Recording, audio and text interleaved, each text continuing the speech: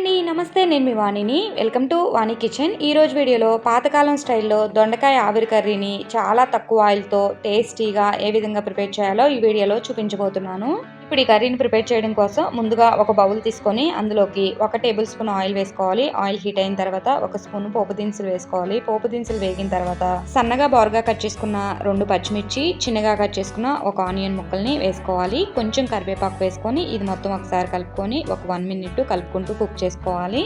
Next ఇందులోకి సన్నగా చిన్నగా కట్ చేసుకున్న దొండకాయ ముక్కల్ని వేసుకోవాలి. ఈ దొండకాయ ఆవిరి కర్రీని ప్రిపేర్ చేయడం కోసం నేను కేజీ దొండకాయలు తీసుకున్నానండి. నెక్స్ట్ ఇందులోకి 1 స్పూన్ ఉప్పు, పావు స్పూన్ పసుపు వేసుకొని ఈ ఉప్పు పసుపు అంతా దొండకాయల్లో కలిసే విధంగా బాగా కలుపుకోవాలి. ఇలా కలిపిన తర్వాత మంటని లో ఫ్లేమ్ కి టర్న్ చేసుకొని ఈ బౌల్ పైన ఒక ప్లేట్ ని కానీ లేదనుకుంటే ఒక బౌల్ ని కానీ పెట్టుకొని దానిపైన కొంచెం వాటర్ ని వేసుకోవాలి. ఇలా ప్లేట్ పైన వాటర్ వేసుకొని ఈ దొండకాయ ఆవిరి కర్రీని ఉడికించుకోవడం వల్ల మనం తక్కువ ఆయిల్ తో ఈ కర్రీని ఈజీగా ప్రిపేర్ చేసుకోవచ్చు. అండ్ టేస్ట్ కూడా చాలా బాగుంటుంది.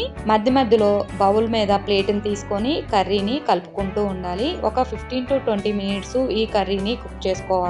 మనం ఈ కర్రీని ప్రిపేర్ చేసేటప్పుడు మంటని మీడియం ఫ్లేమ్ లో కానీ హై ఫ్లేమ్ లో పెట్టుకొని కనుక కుక్ చేసుకుంటే కర్రీ అనేది మాడుతుందండి. ఎందుకంటే మనం తక్కువ ఆయిల్తో ఈ కర్రీని ప్రిపేర్ చేస్తున్నాం కదా, మనం మంటని లో ఫ్లేమ్లో పెట్టుకొని కుక్ చేసుకోవటం వల్ల కర్రీ మాడిపోకుండా పర్ఫెక్ట్గా కుక్ అవుతుంది.